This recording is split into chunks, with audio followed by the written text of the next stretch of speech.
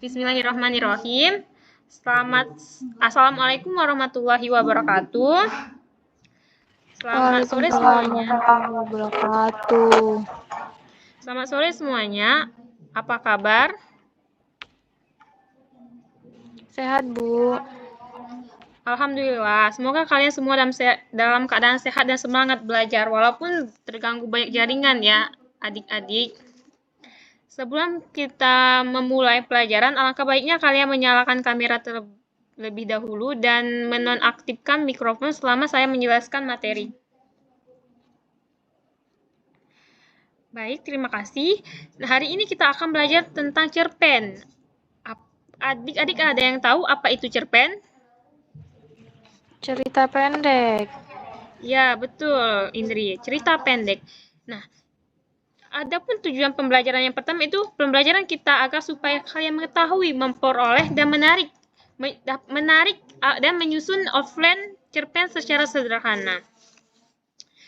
Baik, alangkah baiknya kita sebelum masuk materi kita membaca doa sesuai kepercayaan masing-masing. Berdoa dimulai. Berdoa selesai. Baik, di sini kakak akan menyampaikan materi kita pada hari ini mengenai cerpen. Apakah adik-adik bisa terlihat? Saya membagikan layar.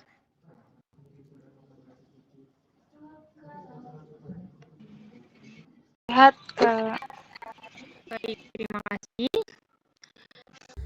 Apa itu cerpen? Nah, cerpen ini adalah sebuah karya sastra yang mencerminkan sebuah kisah dengan tokoh, latar, dan alur yang singkat namun menarik. Cerpen biasanya berisi pengalaman dan imajinasi atau pembelajaran hidup yang disampaikan secara ringkas. Yang selanjutnya itu unsur-unsur cerpen. Yang pertama itu tokoh utama, tokoh yang menjadi pusat cerita dan mengalami perubahan atau menghadapi konflik utama dalam sebuah cerpen. Yang kedua itu latar cerita, tempat atau waktu terjadinya peristiwa dalam cerita. Latar membantu pembaca membayangkan suasana cerita. Yang ketiga itu masalah, kesulitan atau konflik yang dihadapi tokoh utama menjadi fokus dalam cerita. Yang terakhir yaitu penyelesaian, cara tokoh utama mengatasi masalah atau konflik dalam cerita yang membawa pada akhirnya cerita. Unsur-unsur cerpen ini apakah adik-adik sudah mengerti? Baik, sepertinya sudah pada mengerti ya dari pengertian hingga unsur-unsurnya. Selanjutnya kita masuki materi berikutnya, yaitu cara membuat cerpen. Yang pertama itu menentukan ide cerita, memikirkan hal atau pengalaman yang ingin diceritakan menggunakan imajinasi atau pengalaman nyata. Yang kedua itu menyusun outline cerita. Cerpen membuat kerangka cerita berisi tokoh utama, latar, masalah, dan penyelesaiannya. Yang ketiga itu menulis cerpen, mengembangkan outline cerpen menjadi kalimat dan paragraf yang runtuh serta menarik. Yang keempat itu membaca dan memperbaiki, memeriksa ejaan, tata bahasa yang ketidaksinambungan cerita agar enak dibaca dan didengar. Nah, pada bagian cara membuat cerpen ini apakah adik-adik juga sudah memahaminya? Baik, sepertinya sudah memahami. Baik, materi selanjutnya tentang pesan moral yang terkandung dalam sebuah cerpen. Yang pertama yaitu kerja keras dan persiapan. Pentingnya mempersiapkan diri untuk masa depan dan bekerja keras untuk mencapai tujuan. Yang kedua yaitu belajar dari pengalaman. Setiap pengalaman, baik atau buruk, dapat memberikan pelajaran berharga. Yang terakhir maksud saya yang ketiga itu persahabatan. Nilai persahabatan dan kerjasama dapat membantu kita mengatasi masalah dan mencapai tujuan.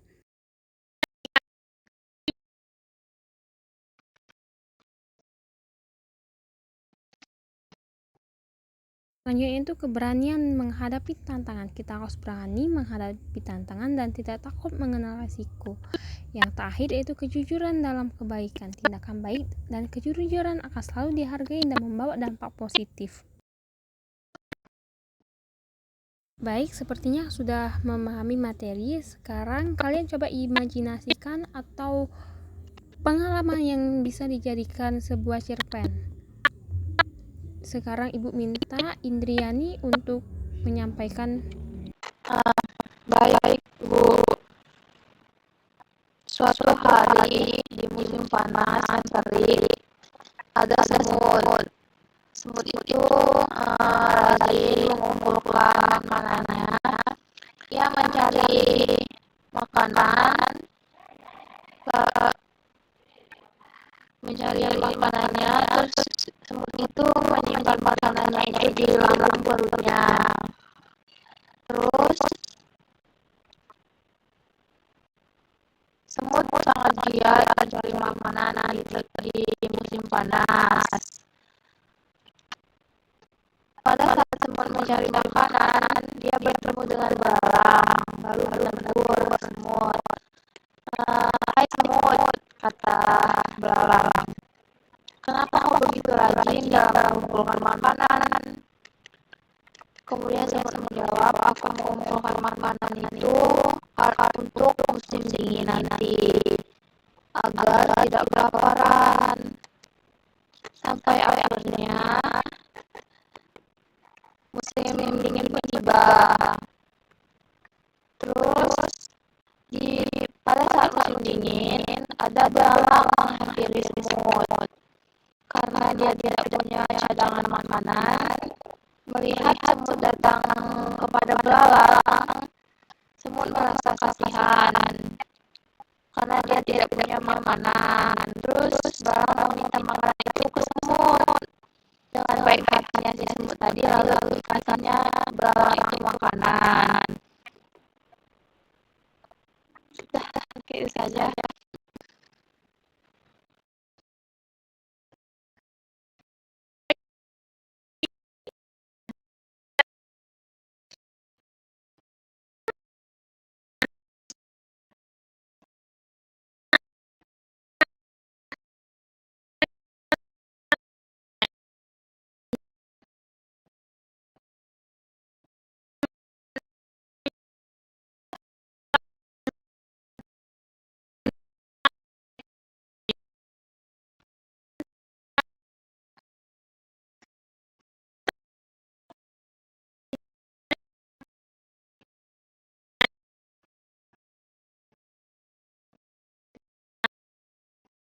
Ya,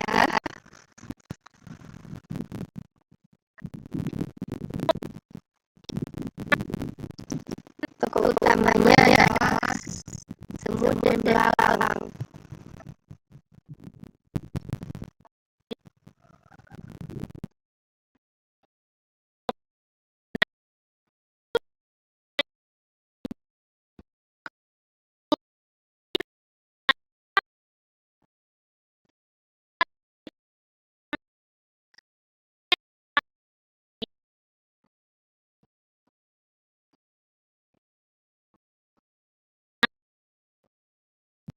Iya, Kak.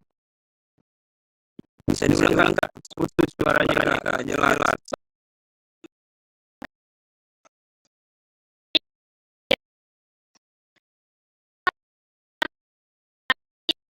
Latar cerita yang diceritakan ini tentang sosok semut yang baik Kak.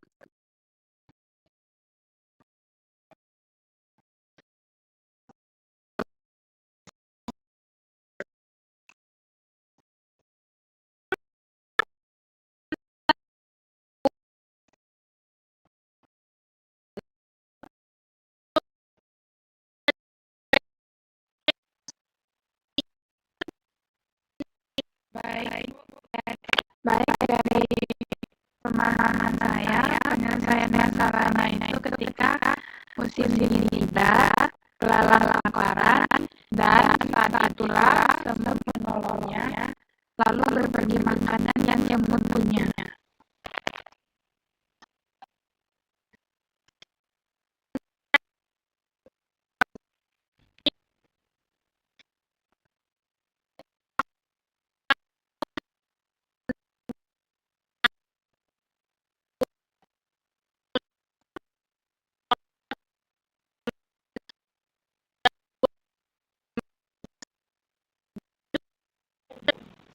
Ya, paham.